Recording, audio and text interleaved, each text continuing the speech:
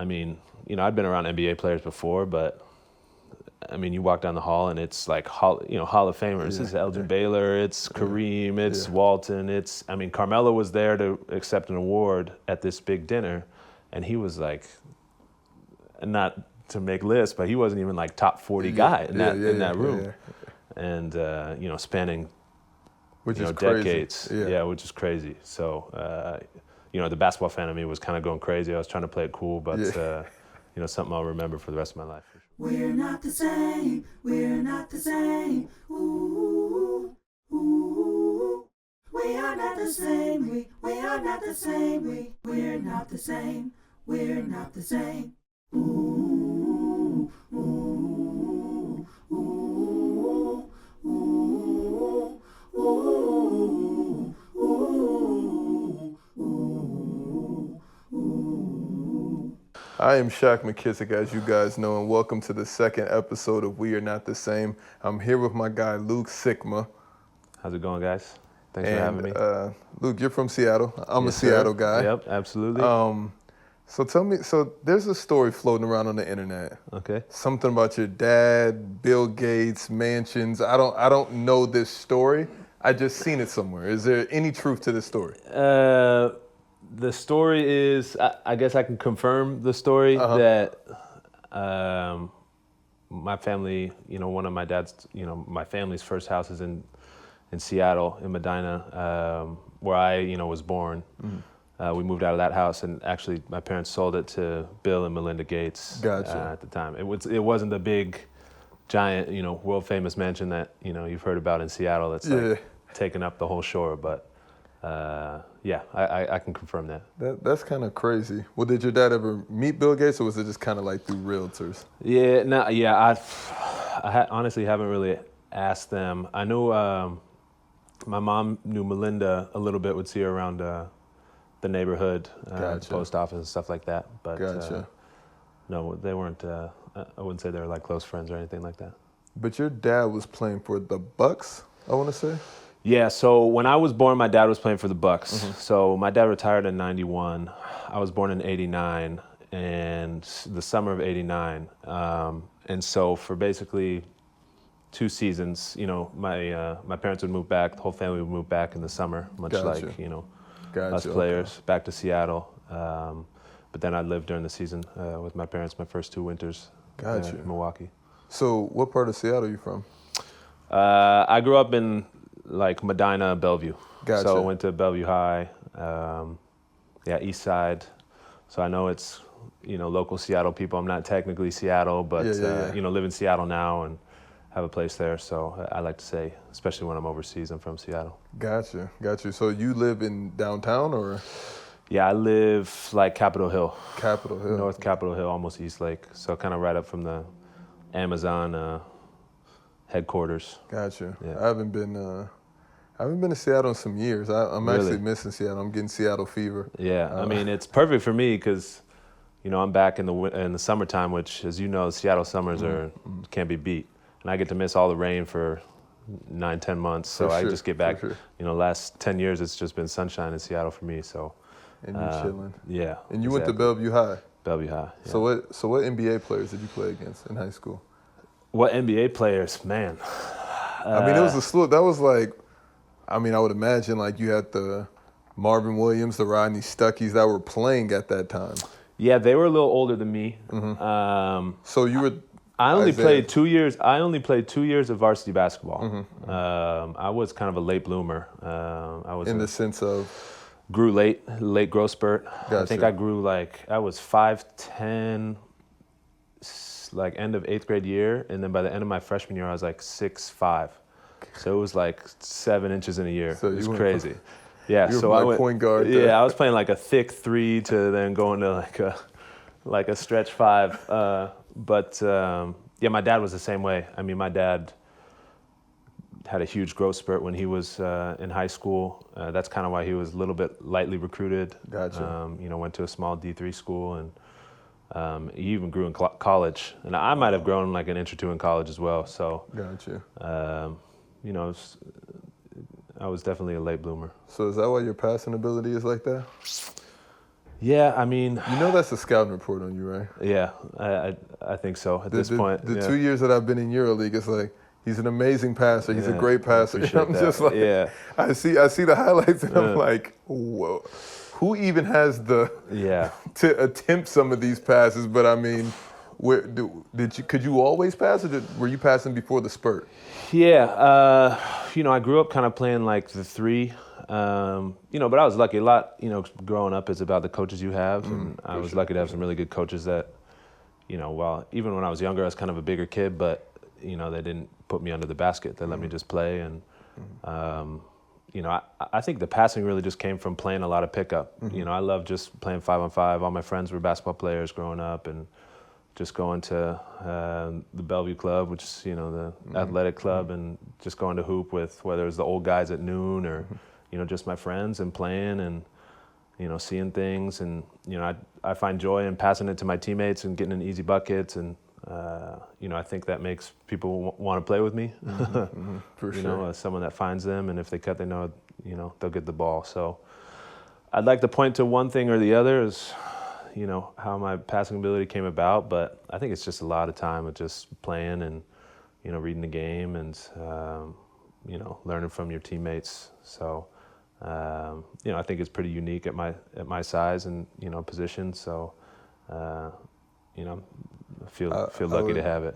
I would have to say you're probably the best passing big in your league. I'm trying to think of one that maybe one off the top of your head. But I appreciate that. I think there's some guys that are good passers for sure. Of course. Yeah, I think maybe a difference with me is I'm put in positions to maybe create a little more. There's some guys that have a lot of creators on their team, and comes down to style as well. And I think I'm also, yeah, go ahead, sorry. No. I just think that's always the weird thing of having these episodes so far, even though you're the second one. It's like, I've been seeing video of this guy all week, then I got to come in here, just yeah, exactly. shoot the what's with him, and, be cool. But I'm like, tomorrow I'm not letting you do that. Yeah, we can play nice now, but tomorrow we got to go compete.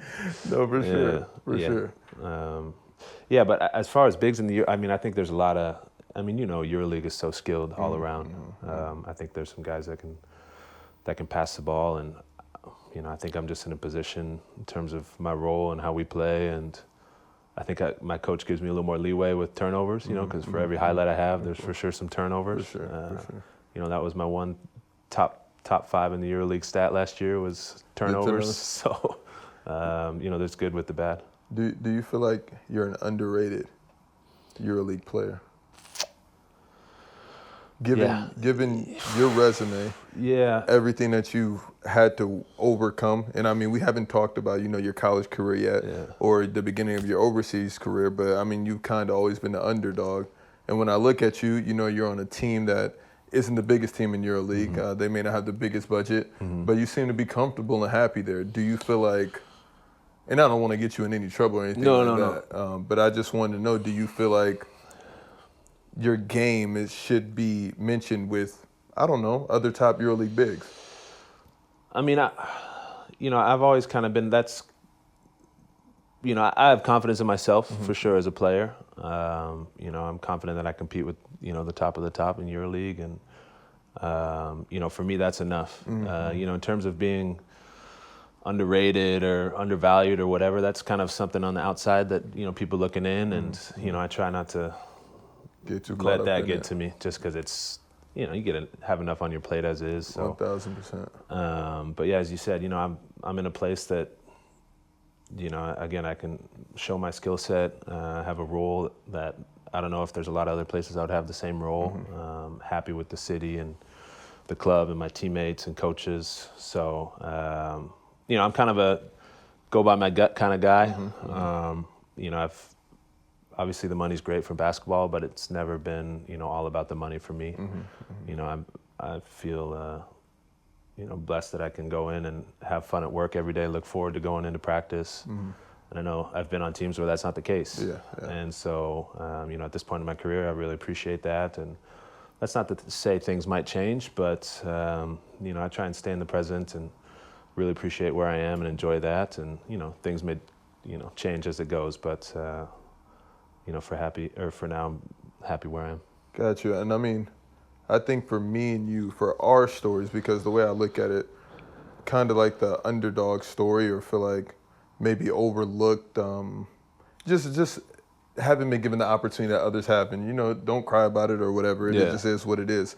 As you know, this is for my YouTube channel, and it's a lot of guys that play basketball that watch it, and they're like, how can I get better? How can I do this? How can I do that? Or is it even possible? What would you say to those guys? Because for me, it's easy to say, hey, anybody can make it. I had this hardships that I made it through, but at the same time, I'm like, I'm also kind of a freak athlete, so it kind of, I had to also put the work in, but it was much easier than the regular guy that's down there. And I mean, I know you had I don't think that you ever had to really lean on your father to get to where you are today. I feel like you probably had to work for it. So what would you say the first steps is for the guy that's looking through the lens right now that's like, I want to be a professional athlete?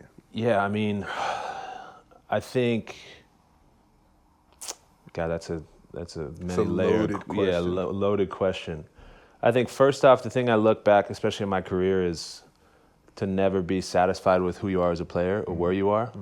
When in college, I played the 4 in college, but averaged a double-double my senior year. Shot a couple threes, but you made all conference in college. My senior year made all conference.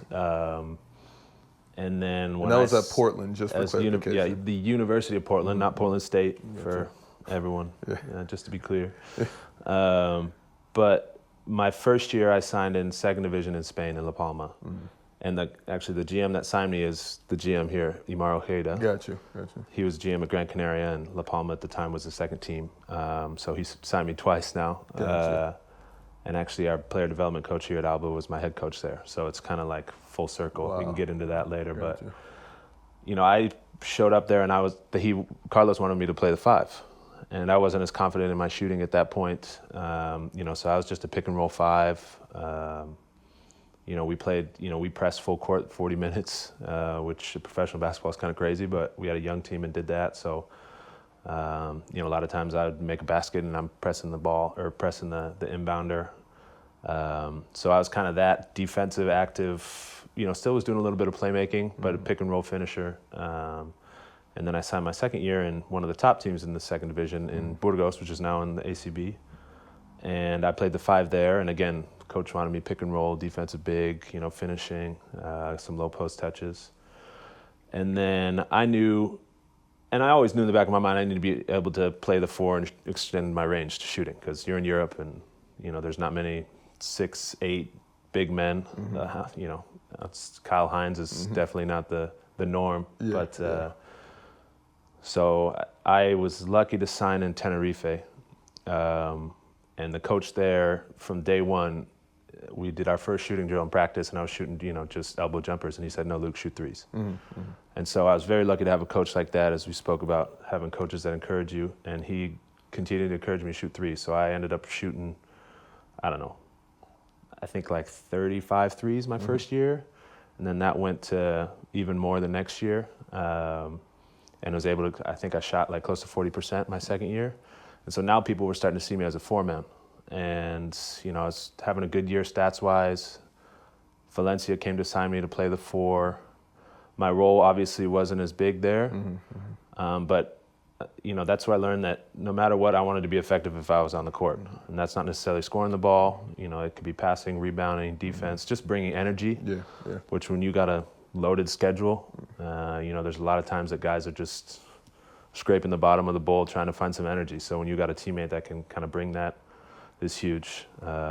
So again, that was just me trying to learn every year, kind of adding something or learning to do something a little better on a game-to-game basis. And I think that's the key to why I've been able to play this long and expand my game throughout this time, is that each year I realized I can't be satisfied with what I've done. No matter what my team did, no matter what I did individually, there's always a little something more to add. And easier said than done, obviously, but I think that mindset is really important. No matter what happens throughout that year, that heading into the summer or whatever, you still want to be able to grow. That's what's up. And for me, it's like people because on my channel we talk a lot about NBA. I have like an NBA podcast where it's a bunch of hot takes flying around. We're just for 3 hours, 2 or 3 times a week, we're just going at it. But but they don't understand the EuroLeague. They don't understand European basketball. They may not think it's as serious as the NBA or the competition is high level, but especially in the EuroLeague, it's extremely high level. So that's just clarification for anybody that's looking like, oh, what can this guy do? I promise you it's insane. Yeah. I promise you what he brings to the game and the way he affects the game is, in my opinion, is one of a kind. Appreciate that. So, thank you. What was it like playing with the fellow Seattleite in Peyton Siva? Man, it was great. We had met once before I came to Alba. We were both in high school, made like the Seattle Times Star Times team, and he was 2 years younger than me, grade-wise. So just met him quickly there. Gotcha. He was a Seattle legend. He sure. was freshman year, winning championship with Franklin. You see the YouTube highlights of him dunking, McDonald's All-American. But so I was excited to, spend some more time with him and meet him. And from day one, we really got along. I think we meshed really well on the court.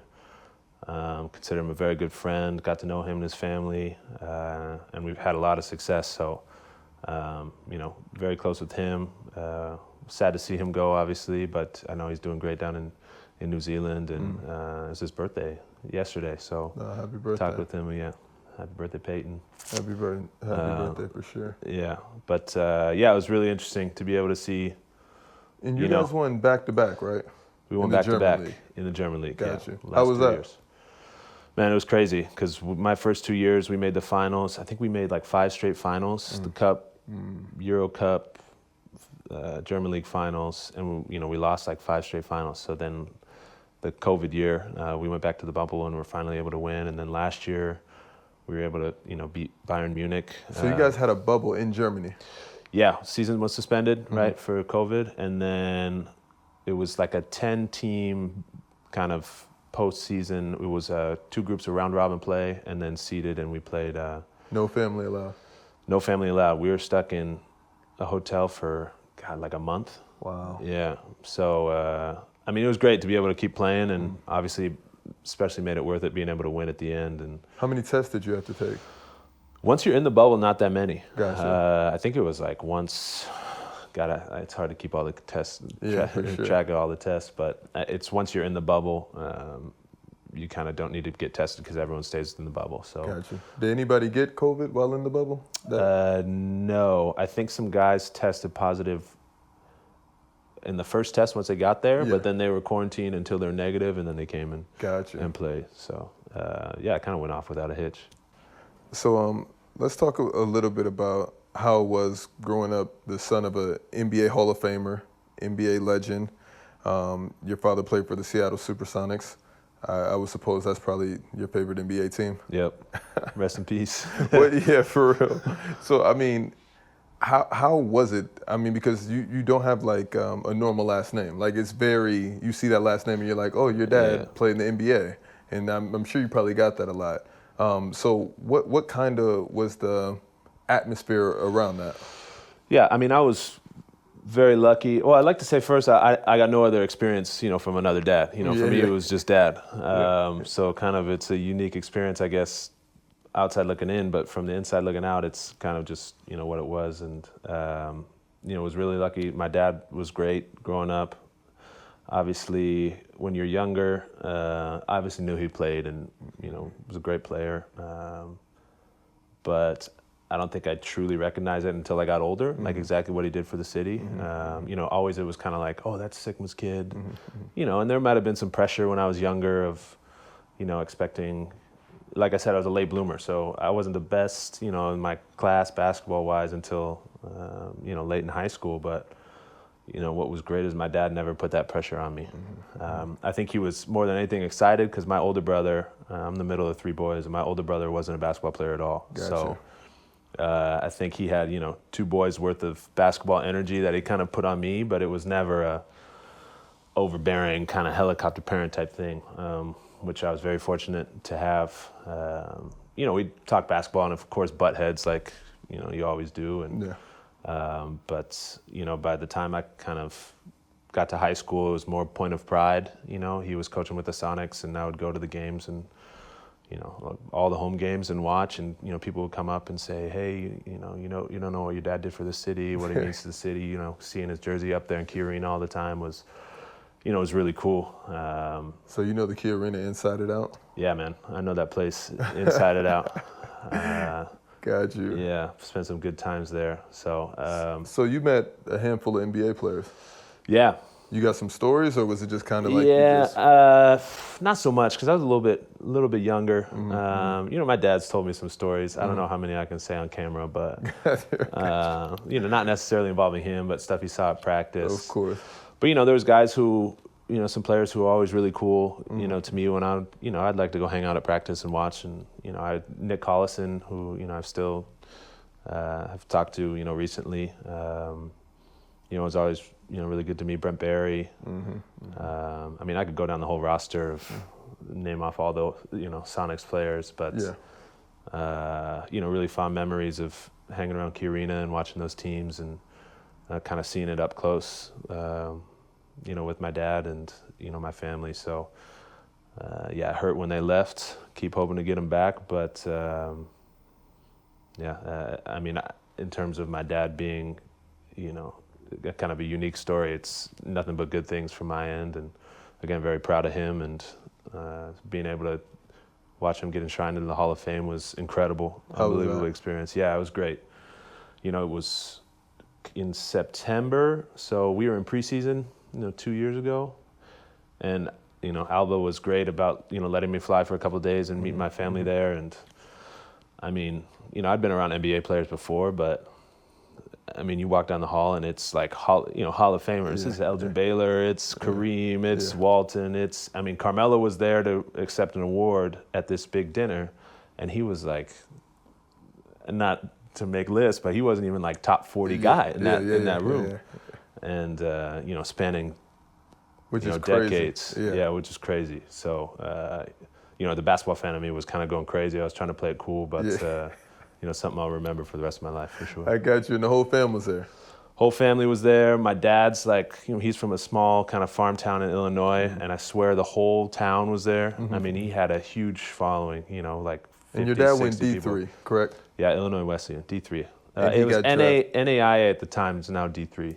And he got drafted 8th overall. Yeah, 8th. I believe it was. And he was and he was a 7-time All-Star. 7-time All-Star. NBA champ. NBA champion. And he has 2 moves named after him, if I'm correct. Sikma move 1. I think it's just a Sikma move, which is the inside pivot. Gotcha. So catching the post, yeah. Gotcha. Kind of go. Gotcha. The internet gets kind of crazy, and I'm like, wow, because I look up your dad, and I'm like, okay, I know his dad. I lived in Seattle 12 years, so I'm like, all right, what's all the hoopla about? Yeah. And then I start to read off the accolades and everything that he's contributed to the game, especially in Seattle, and I'm like, oh my God, it's a long. So he has to be one of the best, SuperSonics of all time. Yeah, I think so. I may be a little biased, but and I think especially considering the time he came up in, and Kareem was one of his presenters at the Hall of Fame. Gotcha. And he chose, my dad, asked him to do it because Kareem was kind of the measuring stick of, in the 80s, the NBA was him, it was Moses Malone, it was, obviously the Pistons a little later on, but all those big guys that every night he had to go up against, Wes Unseld, all these guys. And those are the guys my dad kind of cut his teeth on. He's playing Elvin Hayes and Wes Unseld his rookie year in the finals. And then the second year when they won it, and he said that as a learning experience is unbelievable. And just the grind it was every night and how much you had to get up night in and night out and compete against those guys. So he feels like the NBA is a little watered down right now. Yeah, he kind of getting to old crotchety old man status, So he, he's always complaining about something, but I'm sure he's not a big fan of load management. Yeah, for sure. Because he was always suiting up, but. And he coached in Houston, right? Yeah, he was Seattle, and then he joined with Rick Adelman, took the job in Houston. He was there, and then went with Rick when he went to Minnesota for a couple years. So did you ever meet Yao Ming? I did meet Yao Ming. I'm a Yao guy through and through. All because of NBA 2K. You don't understand what he's done for me. The amount of money that he's won me betting on games in 2K, and I am a Yao stan. Yeah. So how was it meeting Yao? Yeah, it was great. Obviously you see him on TV, but my dad kept talking about just what a good sense of humor he was, and people think there was kind of a language barrier, but he was always giving in, kind of dry wit and kept things loose. And I mean, meeting him in person you play against some big guys in this league, but I mean, it's just massive. Like in terms of height, and his legs were like this big. It was insane. It was crazy, but so skilled. Unfortunately, injuries kind of cut his career short. But so you met T-Mac too? Yeah, I met T-Mac. Actually it was funny. I met Luis Scola when it was like his first or second year in the league, and then I turned around and played against him, 2 years ago in Milan. So it was funny because I remember, watching him play with Houston, and then I turned around and played against him. So him, Rafer Alston. A lot of guys. Shane Battier. So who were your favorite NBA players growing up?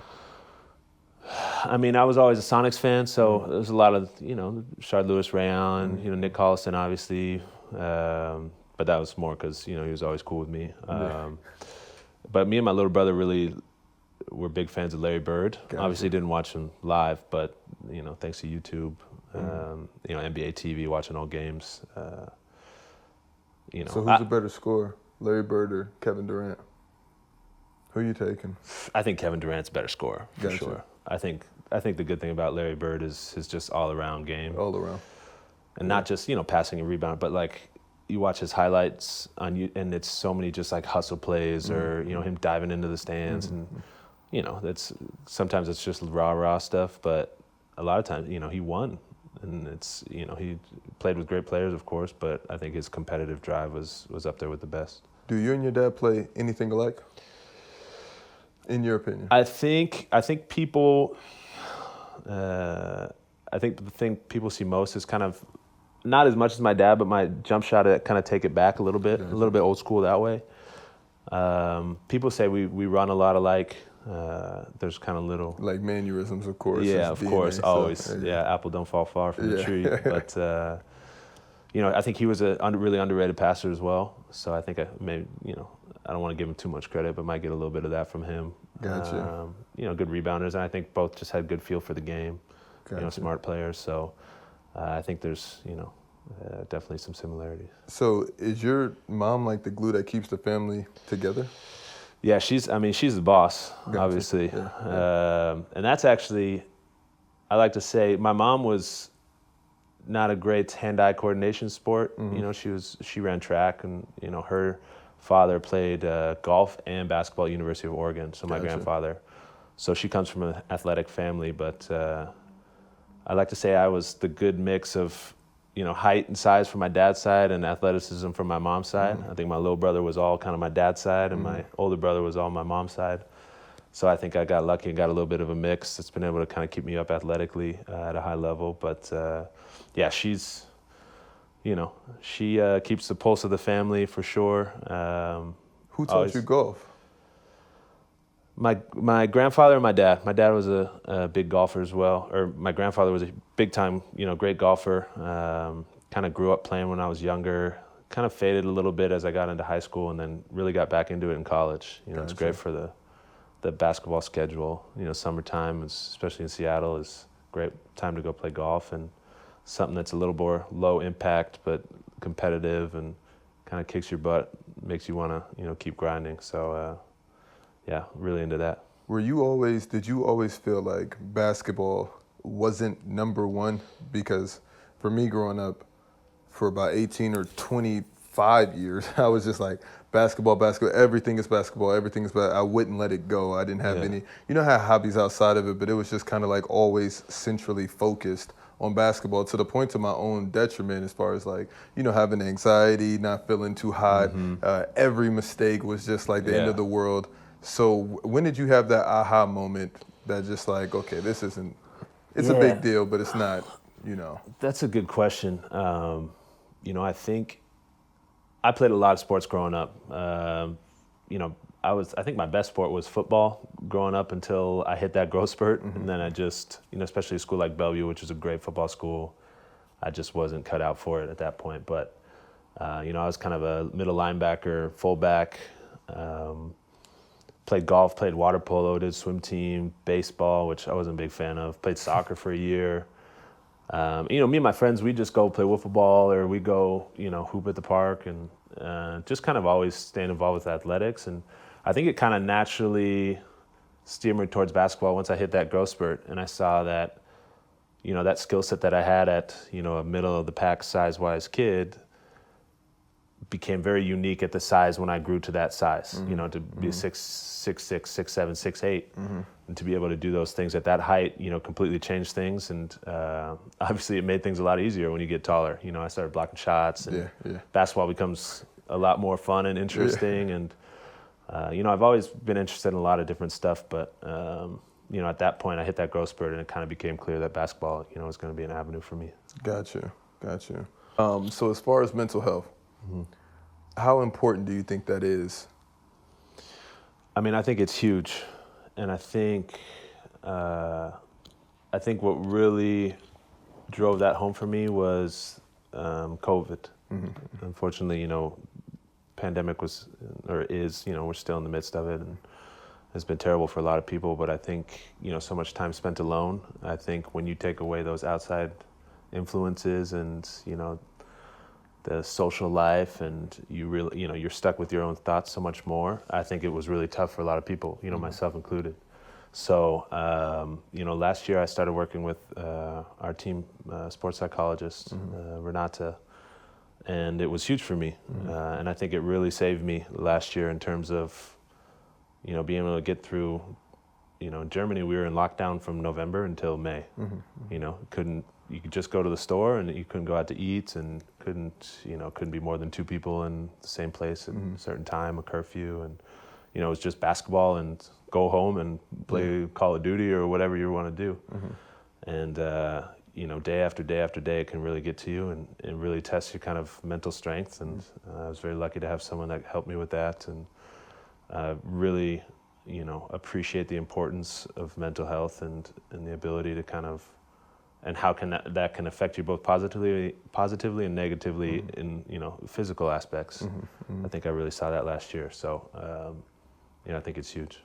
I mean, to me, it just kills me that people will go to the gym and they will work out their bodies, but, those are muscles, but they don't apply the same to, their brain thinking it's not a muscle. But I've had a therapist going on 8 years now since Arizona State, and it's been the same lady the entire time. And for me, I was like, it's worked wonders because when I have my highs, it's like, I'm the man, she brings me down. And then when I have my lows, she's like, no, you're the man. Like, remember you gotta pick it back up.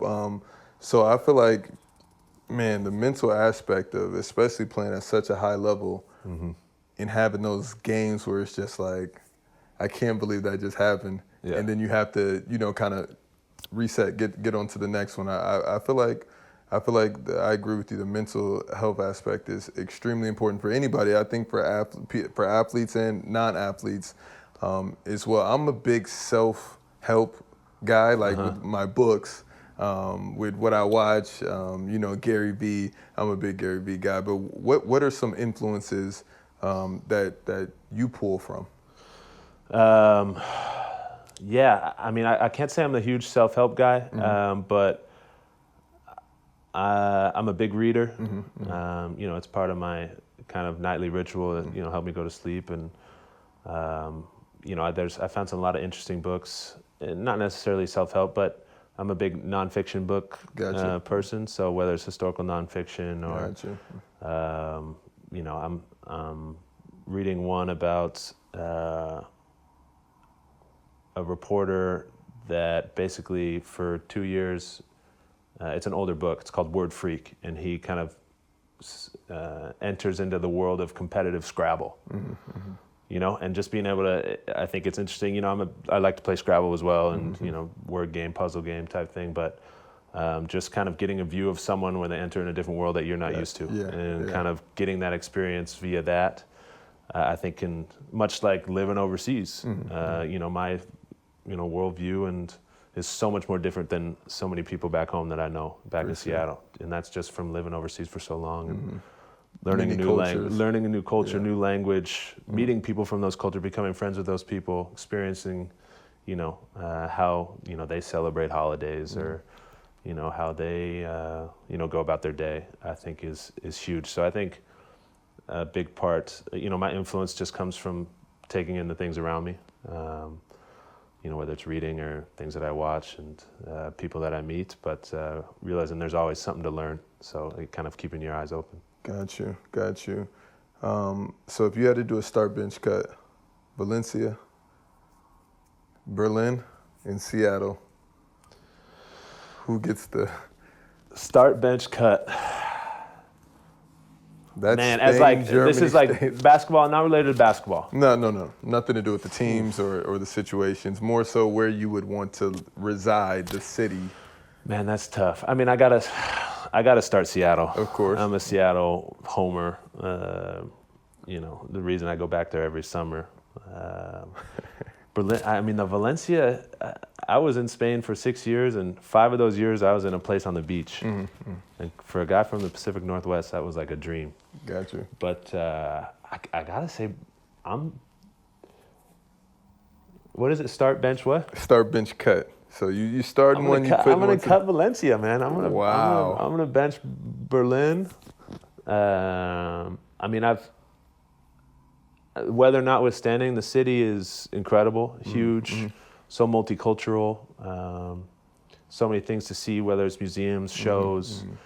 I think, a lot of parks, beautiful green, for a metropolis like that is pretty unique. And, the weather doesn't bother me. Again, I'm a Northwest boy for, 21 years. Through. Yeah. So the weather don't bother me too much. And, it's just a place I've, really come to love. And that's nothing negative against Valencia. I mean, beautiful city, beautiful weather.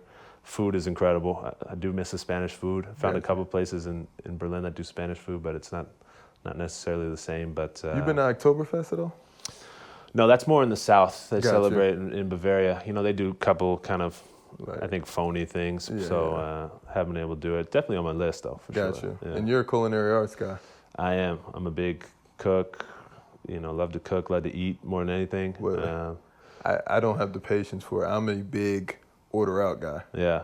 I mean, I was that last year. I like to tell, I talked about this with our psychologist, how it was so much ordering out was a way to keep the, those restaurants I love, in business. Right. So, that was, and that just fueled me to keep ordering and ordering. How was quarantine for you? It was tough. When the season got suspended, I went back to Seattle, and my best friend and roommate at the time was there, and so we kind of were. I was able to be home and see my family a little bit. Is that where quarantine golf was invented? That was a quarantine golf. Video. Yeah, that was a lot of free time. Gotcha. So that was pretty impressive. Yeah, it was like 3 days of just trying to figure it out. A lot of trial and error. It was just something I started. My roommate Austin, he was working, from home the whole time, and he just sees me start setting up stuff. And he's like, "What are you doing?" And I took a break, and then I went to see. I think I went to the store, and I came back, and he started on it. So I was like, "Okay, now we got to go. We got to finish it." So that was like a full minute and 15, 20 seconds. Yeah, it took a while, wow. And that was like the 96th try I think we counted. That's before insane. It finally worked. So it looked like it all happened first try, but it took a while. What are your favorite dishes to cook? I like to cook a lot of different stuff, man. I grew up, my friends were watching cartoons, but when I was growing up, I was watching Food Network. Wow. My friends would get sick of it because they'd come over and I'd just turn on Food Network. And they'd be like, "Man, we don't want to watch this." But, my grandfather also was loved to get in the kitchen and cook and kind of showed me, it's cool, it's good to be in the kitchen. And, he was someone I looked up to, and my mom's a great cook, so I was always in there with her helping out. But I like to cook, a lot of different stuff. I got last year I got a Le Creuset, the Dutch oven, which is like you can do so many different things in it. So it's stews and you know, braising, like I did a braised brisket. You know, can do pulled pork in there. Peyton Siva actually gave me his little grill now, so I got the grill at Berlin. So now you really gotcha. So yeah, it's something I get excited about, and you know, best part is you get to eat it at the end. So that's my big motivation. That's amazing. That's amazing. Oh, I just have one final request. Can you take it easy on us tomorrow? How bad do you guys want this win? We want it bad as well. We want it, man. We lost a bad one on Sunday. So we're looking for a bounce back for sure. I mean, you gotta, when you're playing Olympiacos, you gotta go for it. So we don't want you thinking it's easy. No, for sure. I mean, I'll say no comment. How about no that? comment. Got you.